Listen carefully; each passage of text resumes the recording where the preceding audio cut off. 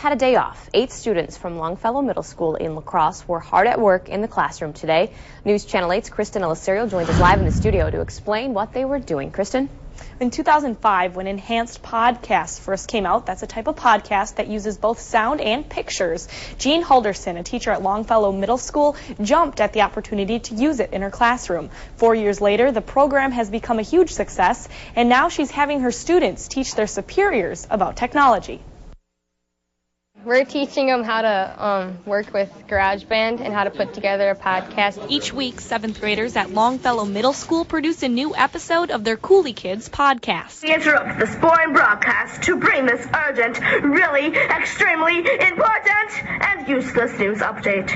It's a combination of an iPod and a broadcast. It's kind of like a radio show, but you don't have to be there at like a scheduled time. It's just you can go on and listen to it whenever you want. The majority of work for podcasts are done in writing and literature class. However, teachers throughout the school have been working together to incorporate other assignments as well, and it's helped spark interest in school. By expanding my audience and having a real audience, that kids would actually work harder and do more. Miss Halderson and Miss Ramsey just kind of let us learn on our own with it. They give us the basics and they just let us do and put it together and fool around with it. On the surface, students will tell you podcasting is fun.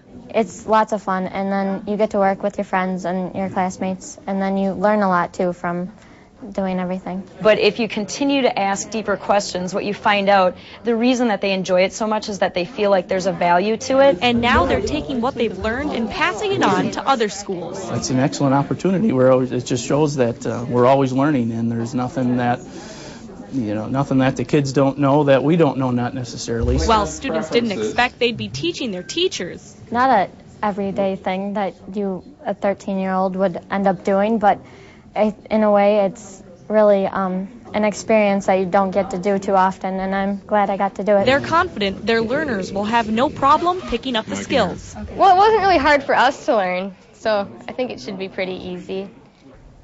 The Coolie Kids podcast started as a local podcast where they thought parents would just listen to their assignments, but they've actually become an international podcast. Since January, they've had 1,500 hits on their podcast, including internet visits from 20 different countries. It's quite impressive. Thank you, Kristen. The students' podcasts have been in the top 100 K-12 podcasts for the last 4 years.